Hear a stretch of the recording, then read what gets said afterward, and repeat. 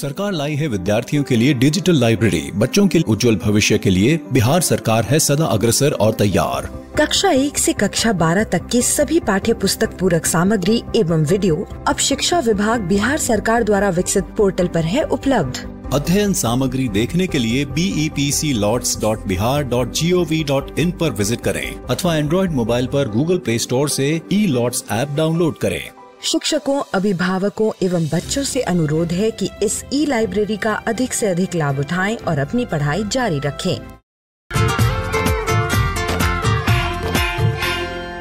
Hello दोस्तों, कैसे हो आप सब? आप सब ने पिछले भाग के प्रश्न बना ही लिए होंगे।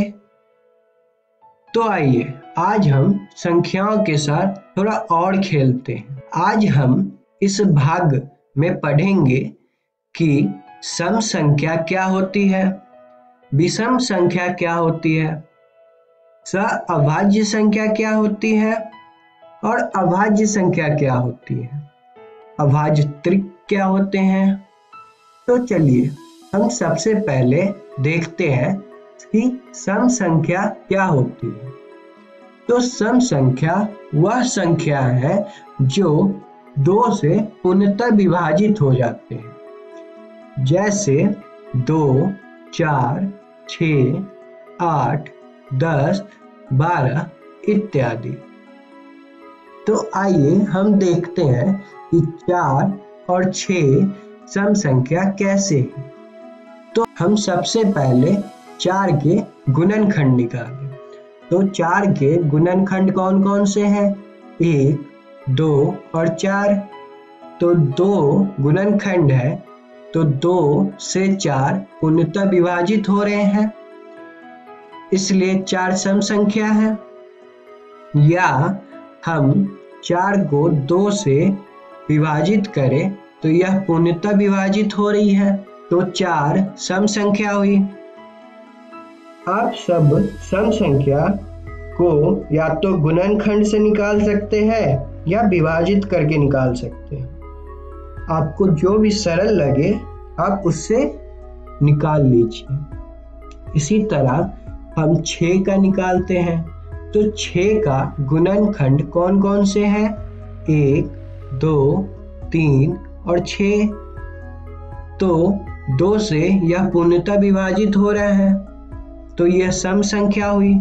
इसी तरह हम 6 को 2 से विभाजित करें तो यह पूर्णतः विभाजित हो रही है, तो 6 भी सम संख्या हुई। तो आइए अब हम विषम संख्या देखते हैं। यह वह संख्याएं होती है जो 2 से विभाजित नहीं होती, जैसे 1, 3, 5, 7, 9, 11 इत्यादि। तो आप लोग अब या तो गुणनखंड से या विभाजित करके निकाल सकते हैं कि यह संख्याएं विषम संख्या है या सम संख्या। तो आइए हम अब पढ़ते हैं कि सअभाज्य संख्या क्या होती है। 2 संख्याओं के जोड़े को सअभाज्य संख्या तब कहेंगे जब इनकी उभयनिष्ठ गुणनखंड केवल 1 हो, जैसे 8, 15, 5 और 9 इत्यादि। तो आइए हम देखते हैं यह संख्याएं सअभाज्य संख्या कैसे हैं। तो हम 8 को कैसे लिख सकते हैं? 2 गुने 2 गुने 2 गुने 1। ऐसे ही हम 15 को कैसे लिख सकते हैं? 5 गुने 3 गुने 1। तो 1 इसमें उभयनिष्ठ गुणनखंड हुए, तो 8 और 15 सअभाज्य संख्या हुए। इसी तरह जब हम 5 को ले तो 5 गुने 1 इसको लिख सकते हैं, और 9 को क्या लिख सकते हैं? 3 गुने 3 गुने 1। इसमें भी 1 उभयनिष्ठ गुणनखंड है, तो 5 और 9 सअभाज्य संख्या हुए। तो आइए अब हम देखते हैं अभाज्य युग्म क्या होते हैं। यह अभाज्य संख्याओं का जोड़ा है जिनके बीच का अंतर 2 होता है। जैसे 3 और 5 या 5 और 7 इत्यादि। आइए हम देखते हैं यह अभाज्य युग्म कैसे है। तो हम इसे समझने के लिए हम संख्याओं के रेखा को लाते हैं। तो जब हम 5 में से 2 को घटाए तो 3 आएगा। तो 3 और 5 अभाज्य संख्या है, इनके बीच की अंतर 2 है। तो 3 और 5 अभाज्य युग्म हुए। इसी तरह अब हम अभाज्य त्रिक को समझते हैं। यह 3 संख्याओं का समूह होते हैं जिनके बीच का अंतर 2 होता है, जैसे 3, 5 और 7। तो आइए हम देखते हैं ये अभाज्य त्रिक कैसे हैं। इसे भी समझने के लिए संख्याओं के रेखा को लाते हैं। जब हम 7 में से 2 घटाएंगे तो 5 आएगा, और 5 में से 2 घटाएंगे तो 3 आएगा, और 3, 5 और 7 अभाज्य संख्या है। तो ये अभाज्य त्रिक हुई। तो आप लोगों को ये सब समझ में आ गया। तो हमने इस वीडियो में क्या सीखा? सम संख्या क्या होती है, विषम संख्या क्या होती है, अभाज्य संख्या क्या होती है, अभाज्य युग्म क्या है, और अभाज्य त्रिक क्या होते हैं। हम अगली वीडियो में पढ़ेंगे कि अभाज्य गुणनखंड क्या होते हैं, सर्वगुणनखंड क्या होते हैं, और सर्वगुणज क्या होते हैं, और HCF क्या होते हैं। तो आपने आज जो भी पढ़ा, इनके प्रश्न आप अपने पुस्तक से कल करके आएंगे। Thank you. अब हम अगले वीडियो में मिलेंगे। आशा करता हूं बच्चों आपने संख्याओं के साथ खेलना भाग 3 को अच्छी तरह समझ लिया होगा। चलिए अब हम कुछ प्रश्नों को देखते हैं। पहला प्रश्न, कौन सी युग्म संख्या अभाज्य है? ऑप्शन हैं A 4 और 12, B 5 और 20, C 13 और 14, या D 3 और 9। चलिए देखते हैं इसका सही उत्तर क्या होना चाहिए। सही उत्तर है ऑप्शन C 13 और 14। प्रश्न 2, कौन सी संख्या सम संख्या है? ऑप्शन है A 25, B 59, C 113, या D 456।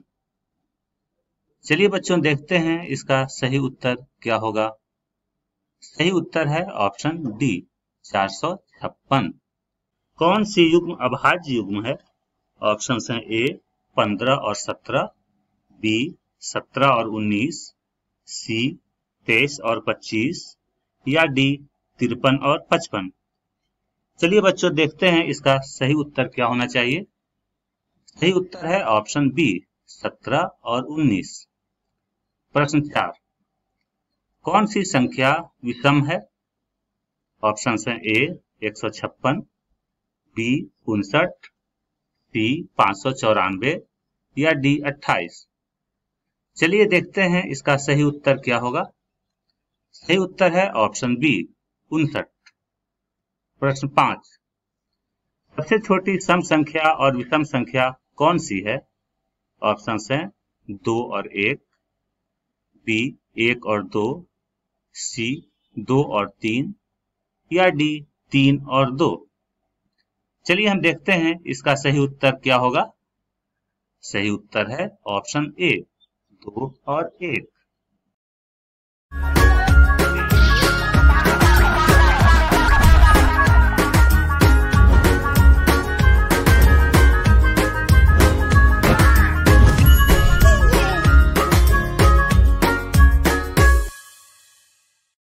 नमस्कार दोस्तों, आज के इस वीडियो में आपका स्वागत है। आज हम दशमलव भाग 1 के बारे में पढ़ेंगे। आज के इस वीडियो में हम सबसे पहले दशमलव की भूमिका के बारे में जानेंगे। इसके बाद हम यह जानेंगे कि दशमलव क्या होता है और अंतिम में हम दशमलव संख्याओं का जोड़ एवं घटाव करने की प्रक्रिया के बारे में सीखेंगे। तो आइए सबसे पहले हम भूमिका के बारे में जानें। दशमलव का प्रयोग हम तरल पदार्थ जैसे कि कोल्ड ड्रिंक्स, पानी या फिर पेट्रोल इनको नापने के लिए करते हैं। ठीक इसी प्रकार ऊंचाई एवं लंबाई जैसे लोगों की लंबाई व पहाड़ों की ऊंचाई को भी नापने में हम दशमलव संख्याओं का प्रयोग करते हैं। मुद्राओं में भी हम दशमलव का प्रयोग करते हैं। जैसा कि हमारे देश में मुद्राओं में रुपए चलते हैं, ठीक इसी तरह दूसरे देशों में डॉलर भी चलते हैं और पाउंड भी चलते हैं और इन सब में हम दशमलव का प्रयोग करते हैं। आइए अब हम दशमलव के बारे में जानें। जैसा कि हमने भिन्न के बारे में पढ़ा है, तो वह भिन्न जिसका कि हर भाग में 10, 100, 1000, 10,000, 1 लाख, 10 लाख आदि हों, वैसे भिन्न को हम दशमलव भिन्न के रूप में लिख सकते हैं और इसे ही फिर हम दशमलव में लिखते हैं। आइए अब हम इसे समझें कि दशमलव क्या होता है। जैसा कि मैंने आपको एक चॉकलेट दिया और इस चॉकलेट को आपको 10 लोगों में बांटना है, तो आपने इसके 10 भाग किए और एक व्यक्ति को आप 1 भाग दोगे। तो बताइए हम इसे भिन्न में किस प्रकार लिखेंगे। तो कुल भाग किए थे हमने 10 और उसमें दिया 1, तो इसे भिन्न में हम लिखेंगे 1/10 और इसी को दशमलव में हम 0.1 लिखते हैं। तो इस भिन्न के हर भाग में 10 है और इसको दशमलव में हमने लिखा 0.1।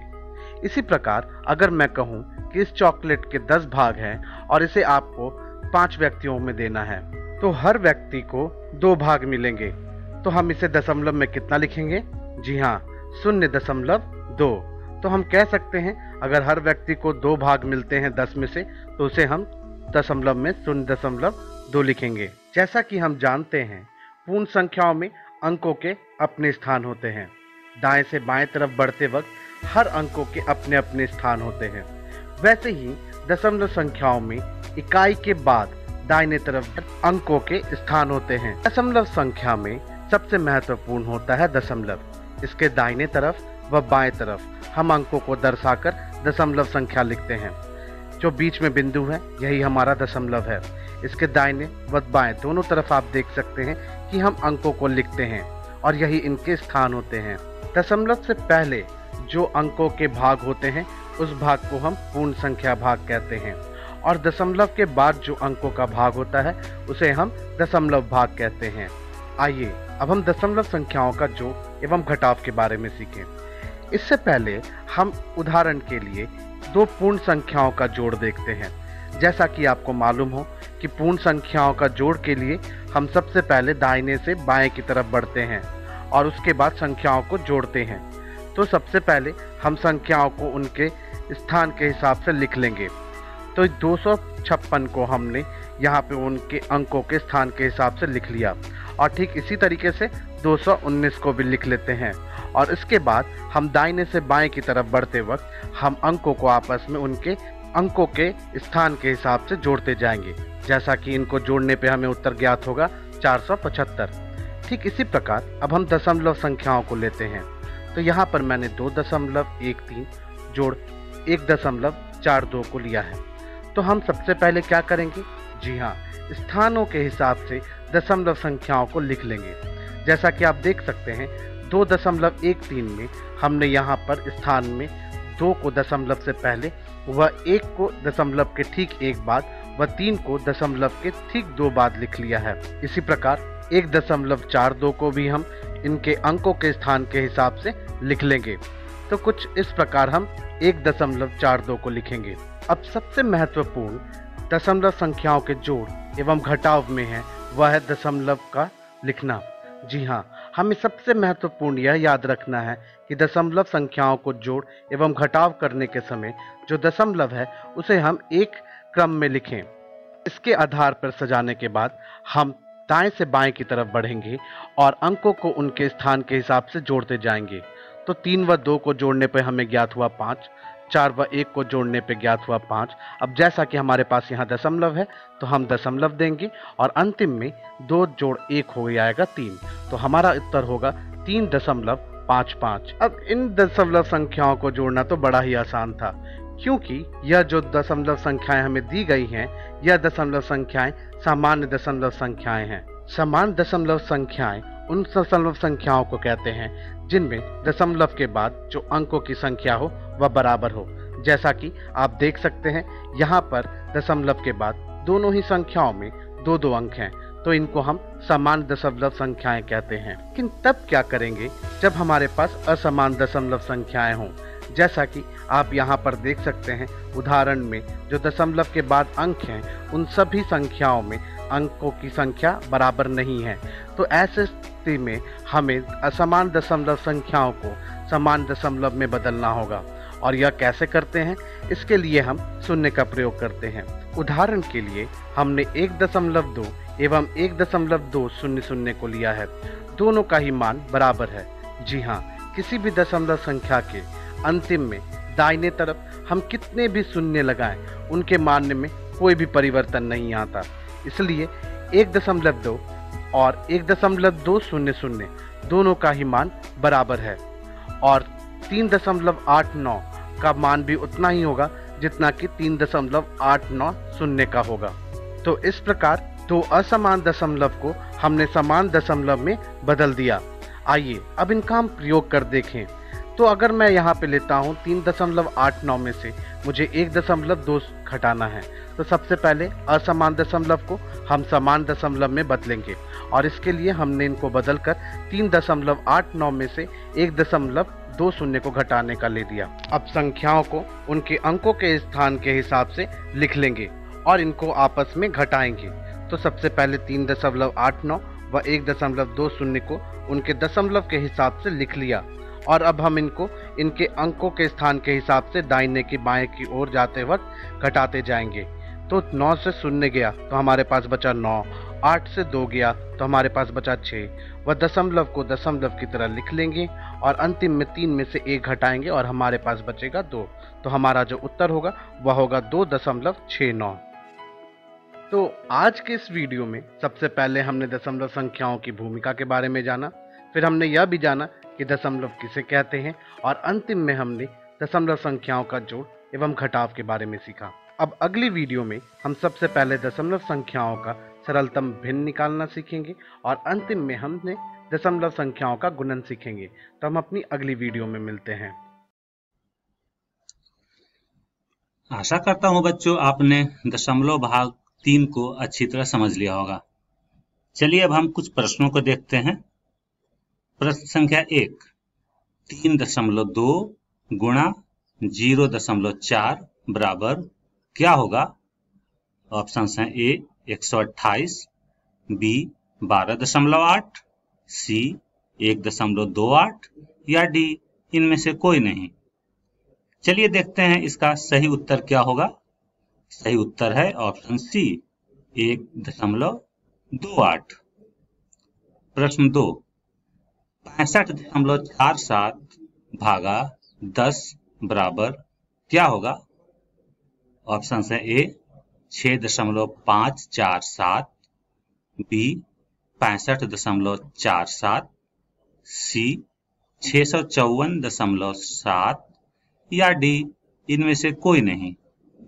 चलिए बच्चों देखते हैं इसका सही उत्तर क्या होना चाहिए। सही उत्तर है ऑप्शन ए 6.547। प्रश्न 3, 1.68 भागा 4 बराबर क्या होगा? ऑप्शन है ए 4.2, बी 0.42, सी 0.042 या डी इनमें से कोई नहीं। चलिए बच्चों देखते हैं इसका सही उत्तर क्या होगा। सही उत्तर है ऑप्शन बी 0.42। प्रश्न 4, 10.8 भागा 1.2 बराबर क्या होगा? ऑप्शन है ए 9, बी 0.9, सी 0.09 या फिर डी 0.009। चलिए देखते हैं इसका सही आंसर क्या होना चाहिए। सही आंसर है ऑप्शन ए 9। प्रश्न 5, 0.5 भागा 1000 बराबर क्या होगा? ऑप्शन है ए 0.5, बी 0.05, सी 0.005 या फिर डी 0.0005। चलिए बच्चों देखते हैं इसका सही उत्तर क्या होगा। इसका सही उत्तर होगा option D 0.0005।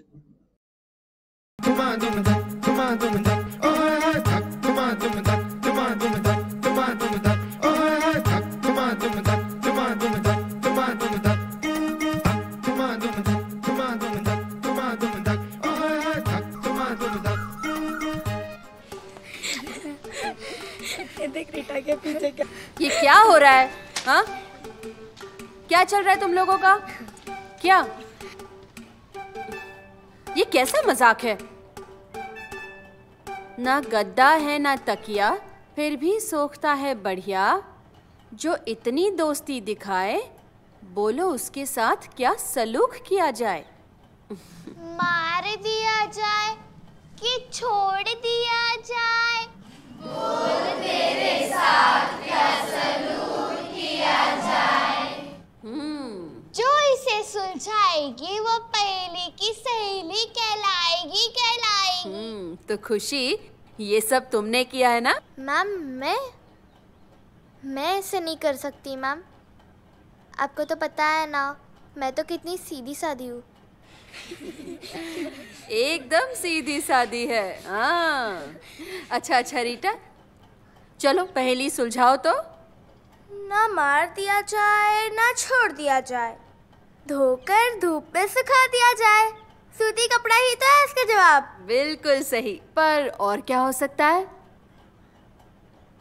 Ma'am sanitary pad. सही जवाब, very good Pooja. Sanitary pad? हाँ। ये क्या होता है? अरे वही जो बाजार से या आशा दीदी से खरीदा जाता है। कुछ लड़कियां सूती कपड़े की जगह इसका इस्तेमाल करती हैं। मैं बताती हूँ। सैनिटरी नैपकिन या पैड को पैकेट से निकालें,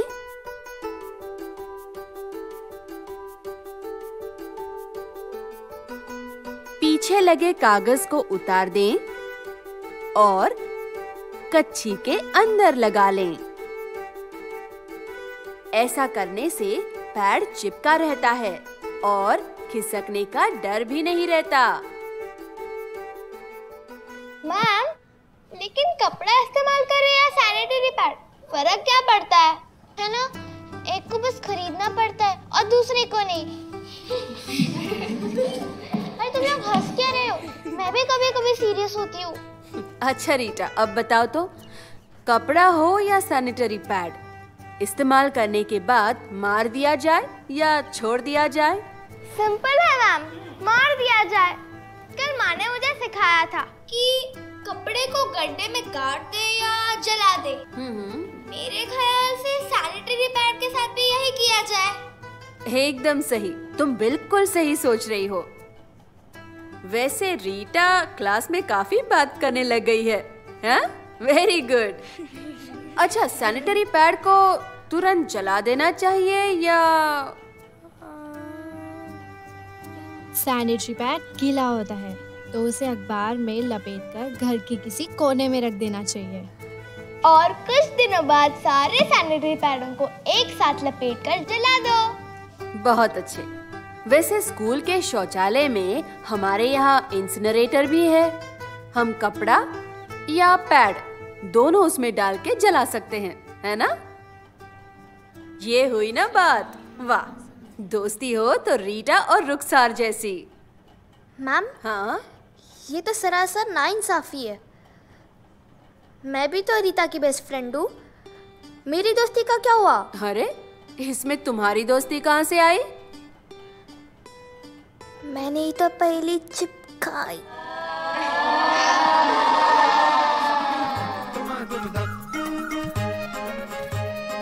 शीला, ऊंची कूद। मयूरी, लंबी कूद। सुनीता, लंगड़ी टांग और रीटा 100 मीटर दौड़।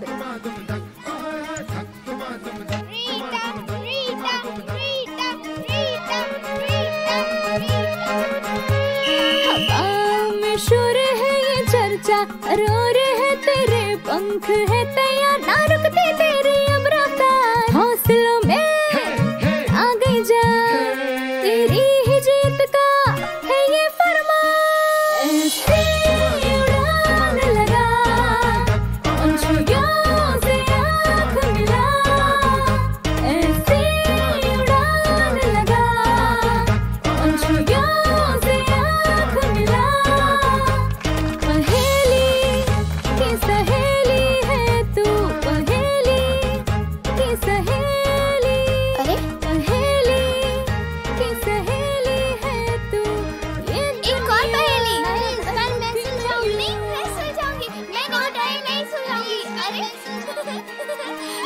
क्या गोरी, अरे खींचो मत।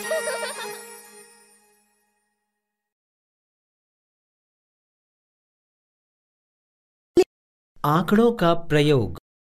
यार पढ़े, एक बात पूछूं? हाँ पूछो भाई। आज गणित के मास्टर जी ने क्या पढ़ाया? क्यों, तुम कहाँ थे? मैं तो कक्षा में ही था, पर मैं सो गया था। तो तुम स्कूल में सोने के लिए आते हो? देख छोटे, हम स्कूल पढ़ने के लिए आते हैं, सोने के लिए नहीं। चलो आज मैं तुम्हारे पापा को बताता हूँ कि तुम स्कूल में सोते हो। अगर तुम्हें नहीं बताना तो मत बताओ, मगर मेरे पापा से कुछ मत कहना। मैं तुम्हें बताऊंगा, लेकिन इसके लिए मेरी 2 शर्तें हैं। 2 शर्तें तो ज्यादा नहीं हैं। दोनों शर्तें तुम्हारी भलाई के लिए ही हैं। अच्छा बोल भाई, क्या शर्त है तुम्हारी? मेरी पहली शर्त है कि तुम स्कूल हर रोज आओगे, और दूसरी शर्त है कि तुम स्कूल में शिक्षकों की बात हमेशा ध्यान से सुनोगे, ना कि सोए रहोगे। हाँ भाई, तुम सही कहते हो। हमें स्कूल हर रोज जाना चाहिए और अपने शिक्षक की बात ध्यान से सुननी चाहिए। चलो ठीक है, अब सुनो। आज गणित के शिक्षक ने हमें दंडालेख व वृत्तालेख के बारे में बताया। ये दंडालेख व वृत्तालेख क्या होता है? इन दोनों के माध्यम से हम आंकड़ों को आलेख में प्रस्तुत करते हैं। भाई, दोनों के बारे में बारी बारी से मुझे समझाओ। देखो, दंडालेख होता है दंडालंबों के माध्यम से आंकड़ों को प्रस्तुत करना, तथा वृत्तालेख होता है वृत्त के माध्यम से आंकड़ों को प्रस्तुत करना। मगर ये कैसे होता है? कोई आंकड़ा ले लो। जैसे हमारे स्कूल की परीक्षा में विद्यार्थियों के प्राप्तांक का आंकड़ा है 15, 20, 8, 10, 40, 48, 25, 35, 30, 20, 18, 14, 24, 27, 37 और 45। इन आंकड़ों का दंडालेख कैसे बनेगा? देखो छोटे, पहले तो इन आंकड़ों को देखकर एक सारणी बनाओ। सारणी किस लिए? सारणी बनाने से हमें दंडालेख बनाने में आसानी होगी। सारणी कैसे बनाएंगे? इसके लिए हमें ये देखना होगा कि इन आंकड़ों में सबसे बड़ा और छोटा अंक क्या है। पहले इन आंकड़ों को देखकर कुछ वर्ग समूह बनाते हैं, जैसे 0 से 10, 10 से 20 इत्यादि। अब इन आंकड़ों से हम उनकी बारंबारता निकालते हैं। इसे निकालने के लिए हम हर एक अंक को देखकर उसे उसके वर्ग समूह में रखते हैं। जैसे 15 दूसरे वर्ग समूह में आता है। इसके लिए इस वर्ग समूह के मिलान चिन्ह में एक चिन्ह लगाएंगे। समूह, मिलान चिन्ह, बारंबारता। 0 से 10 तक बारंबारता 1, 10 से 20 तक बारंबारता 4, 20 से 30 तक बारंबारता 5, 30 से 40 तक बारंबारता 3, 40 से 50 तक बारंबारता 3, कुल योग 16। अब आगे क्या करना है? अब हम एक ग्राफ पेपर पर एक कार्तीय तल बनाएंगे। उसके x अक्ष पर वर्ग समूह तथा y अक्ष पर बारंबारता दर्शाते हैं। अब इस सारणी को देखकर जैसे मैं दंडालेख बना रहा हूं वैसे दंडालेख खींचते हैं। वर्ग समूह 0 से 10 तक बारंबारता 1, 10 से 20 तक बारंबारता 4, 20 से 30 तक बारंबारता 5, 30 से 40 तक बारंबारता 3, 40 से 50 तक बारंबारता 3। चलो अच्छा है, ये तो मेरी समझ में आ गया। समझ में आ गया तो तुम्हें मैं एक आंकड़ा देता हूँ, उसका दंडालेख खींचकर दिखाओ। अच्छा ठीक है। आंकड़ा है 21, 10, 30, 22, 33, 5, 37, 12, 25, 42, 15, 39, 7, 8, 9, 5, 35, 29, 28, 27, 45, 48। इसकी बारंबारता सारणी और दंडालेख बनाओ। वर्ग समूह, मिलान चिन्ह, बारंबारता 0 से 10 तक बारंबारता 5, 10 से 20 तक बारंबारता 3, 20 से 30 तक बारंबारता 6, 30 से 40 तक बारंबारता 5, 40 से 50 तक बारंबारता 3, योग 22।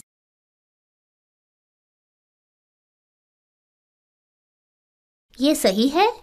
हाँ, बिल्कुल सही। दिए गए आंकड़ों का दंडालेख खींचें।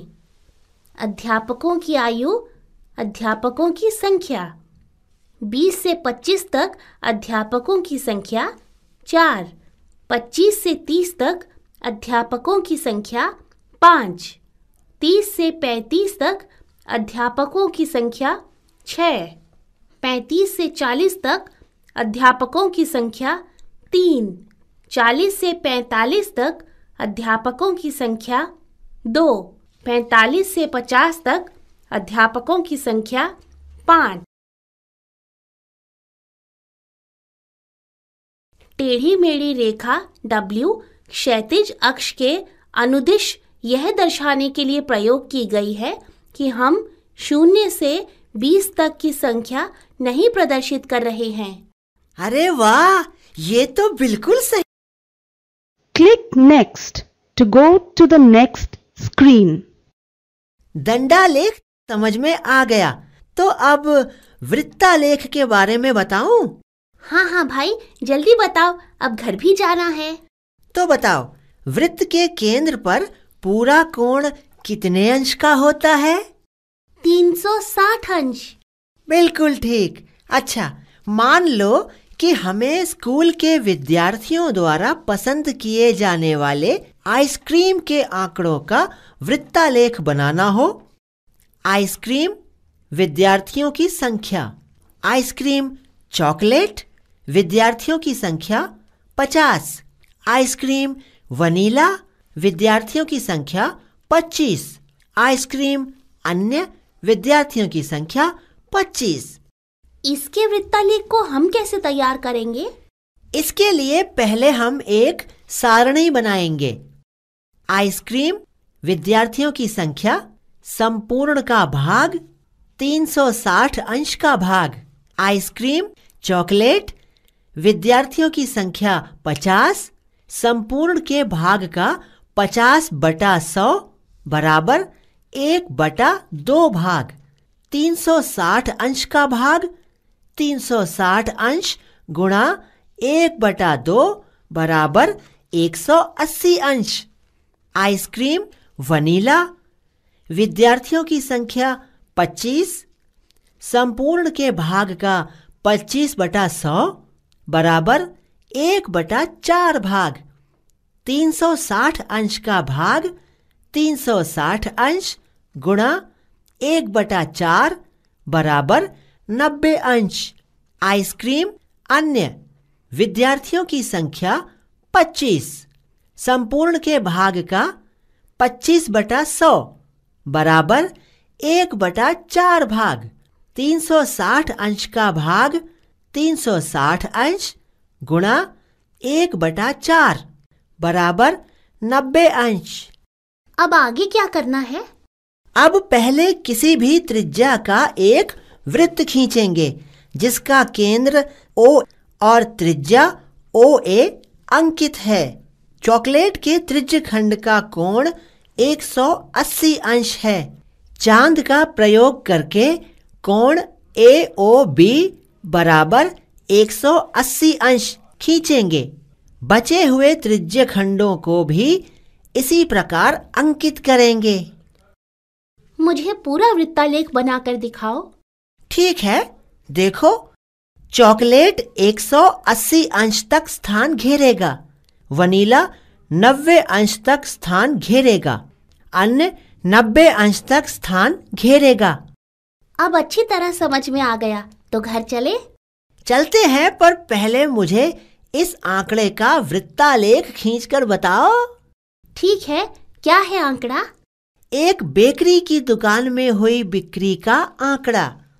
सामान्य ब्रेड 320, फ्रूट ब्रेड 80, केक और पेस्ट्री 160, बिस्कुट 120, अन्य 40, कुल योग 720। इसके लिए पहले एक सारणी बनाएंगे और फिर वृत्तालेख, वस्तु, बिक्री, संपूर्ण का भाग, केंद्रीय कोण। वस्तु सामान्य ब्रेड, बिक्री 320, संपूर्ण का भाग 320/720 बराबर 4/9 भाग। केंद्रीय कोण 4/9 गुणा 360 अंश बराबर 160 अंश। वस्तु बिस्कुट, बिक्री 120, संपूर्ण का भाग 120/720 बराबर 1/6 भाग। केंद्रीय कोण 1/6 गुणा 360 अंश बराबर 60। वस्तु केक और पेस्ट्री, बिक्री 160, संपूर्ण का भाग 160/720 बराबर 2/9 भाग। केंद्रीय कोण 2/9 गुणा 360 अंश बराबर 80। वस्तु फ्रूट ब्रेड, बिक्री 80, संपूर्ण का भाग 80/720 बराबर 1/9 भाग। केंद्रीय कोण 1/9 गुणा 360 अंश बराबर 40। वस्तु अन्य, बिक्री 40, संपूर्ण का भाग 40/720 बराबर 1/18 भाग। केंद्रीय कोण 1/18 गुणा 360 अंश बराबर 20। सामान्य ब्रेड 160 अंश का स्थान घेरेगा, बिस्किट 60 अंश का स्थान घेरेगा, केक और पेस्ट्री 80 अंश का स्थान घेरेगा, फ्रूट ब्रेड 40 अंश का स्थान घेरेगा, अन्य 20 अंश का स्थान घेरेगा। देखो, ये सारणी सही है? हाँ, बिल्कुल सही है। अब मैं वृत्तालेख बनाता हूँ। थोड़ा ध्यान से।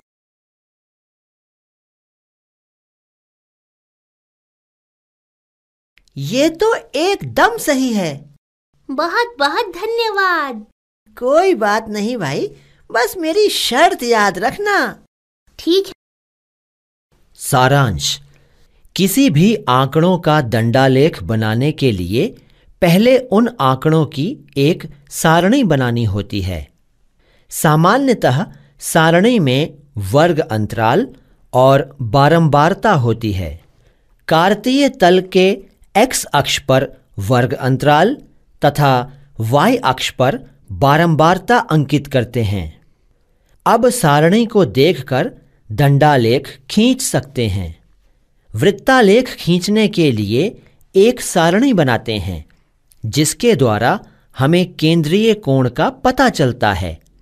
केंद्रीय कोण के लिए हम संपूर्ण का भाग निकालते हैं, उसके बाद उसे 360 अंश से गुणा करते हैं। एक सुविधाजनक त्रिज्या का वृत्त खींचते हैं। चांद के प्रयोग से अनुरूप अंश के कोणों को उस वृत्त में दर्शाते हैं। Click next to go to the next screen. प्रश्न और उत्तर। दंडालेख क्या होता है? उत्तर: दंड लंबों के द्वारा आंकड़ों का आलेख प्रस्तुत करने के तरीके को दंडालेख कहते हैं। वृत्तालेख किसे कहते हैं? उत्तर: आंकड़ों को वृत्त द्वारा प्रस्तुत करने के तरीके को वृत्तालेख कहते हैं। वृत्त के केंद्र पर कितने अंश का कोण होता है? उत्तर: वृत्त के केंद्र पर 360 अंश का कोण होता है। दी गई सारणी का दंडालेख बनाएं। वर्ग समूह। बारंबारता 0 से 10 बारंबारता 2, 10 से 20 बारंबारता 10, 20 से 30 बारंबारता 21, 30 से 40 बारंबारता 19, 40 से 50 बारंबारता 7, 50 से 60 बारंबारता 10, 0 से 10 तक 2 बारंबारता, 10 से 20 तक 10 बारंबारता, 20 से 30 तक 21 बारंबारता, 30 से 40 तक 19 बारंबारता, 40 से 50 तक 7 बारंबारता, 50 से 60 तक 10 बारंबारता। दी गई सारणी का वृत्तालेख खींचें। भाषा: विद्यार्थियों की संख्या: हिंदी 40, अंग्रेजी 12, मराठी 8, तमिल 8, बंगाली 4, योग 72।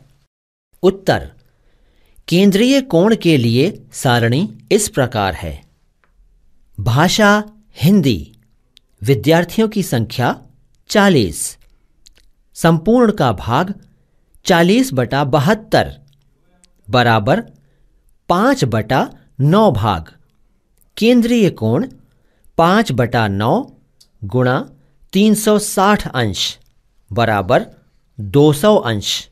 भाषा अंग्रेजी, विद्यार्थियों की संख्या 12, संपूर्ण का भाग 12/72 बराबर 1/6 भाग। केंद्रीय कोण 1/6 गुणा 360 अंश बराबर 60 अंश। भाषा मराठी, विद्यार्थियों की संख्या 8, संपूर्ण का भाग 8/72 बराबर 1/9 भाग। केंद्रीय कोण 1/9 गुणा 360 अंश बराबर 40 अंश। भाषा तमिल, विद्यार्थियों की संख्या 8, संपूर्ण का भाग 8/72 बराबर 1/9 भाग। केंद्रीय कोण 1/9 गुणा 360 अंश बराबर 40 अंश। भाषा बंगाली, विद्यार्थियों की संख्या 4, संपूर्ण का भाग 4/72 बराबर 1/18 भाग। केंद्रीय कोण 1/18 गुणा 360 अंश बराबर 20 अंश।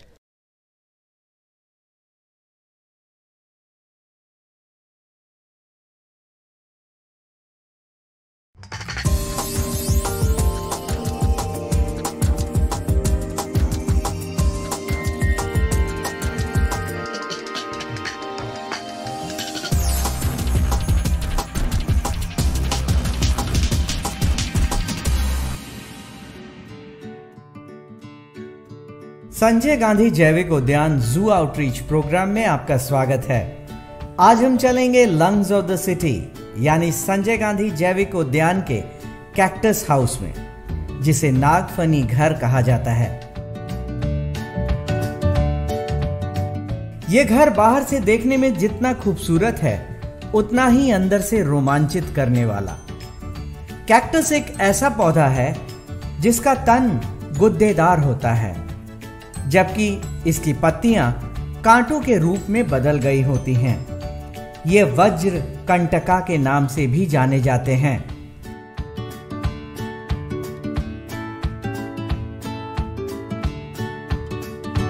पटना जू के बॉटनी रेंज में अलग अलग टाइप्स के गार्डन को दिखाने के लिए अलग अलग संरचनाएं बनाई गई हैं। उसमें एक कैक्टस हाउस भी यहाँ जो दर्शक आते हैं उनके लिए एक प्रमुख आकर्षण का केंद्र है। ये एक ग्रीन हाउस में बना करके स्ट्रक्चर में इन्हें रखा गया है, जहाँ अलग अलग प्रजाति के कैक्टस रखे गए हैं।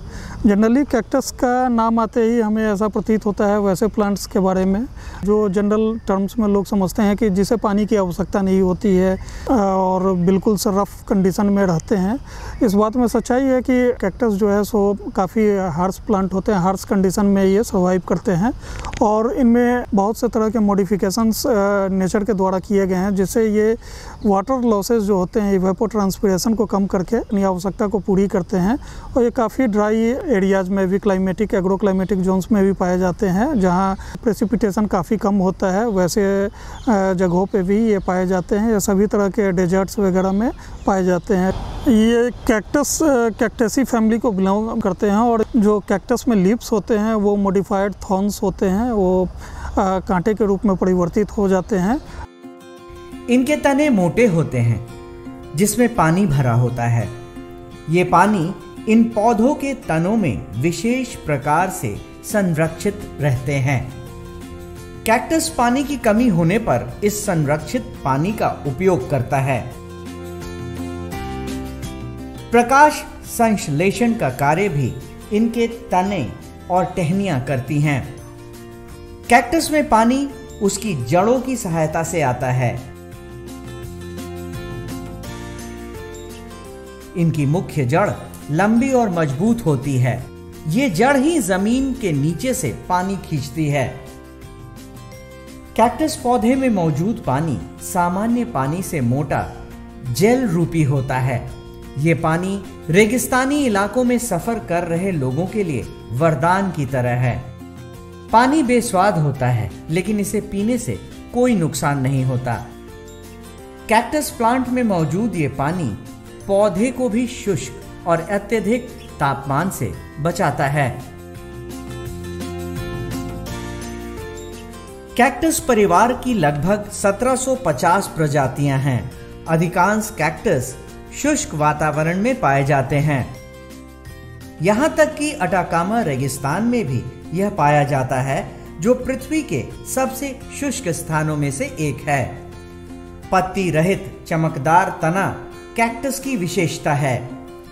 इसे पानी संरक्षण के लिए अनुकूल माना गया है। लगभग सभी कैक्टस रसीले होते हैं। मांसल हिस्से स्टेम पानी को स्टोर करने के अनुकूल होते हैं। ज्यादातर कैक्टस के तने हरे रंग के होते हैं। किसी किसी कैक्टस का तना भूरे रंग का भी होता है। अधिकतर कैक्टस की पत्तियां सदृश्य नहीं होती।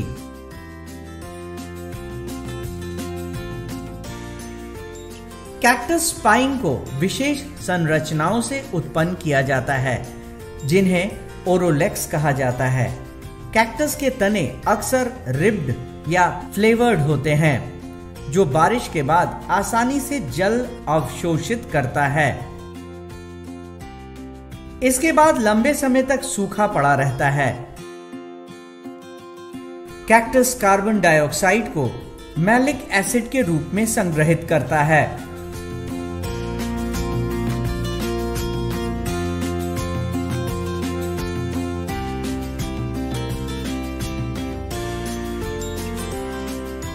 कैक्टस के फूलों में आमतौर पर कई फुंकेसर स्टेमन्स होते हैं जो एक से अधिक शाखा पैदा कर सकते हैं।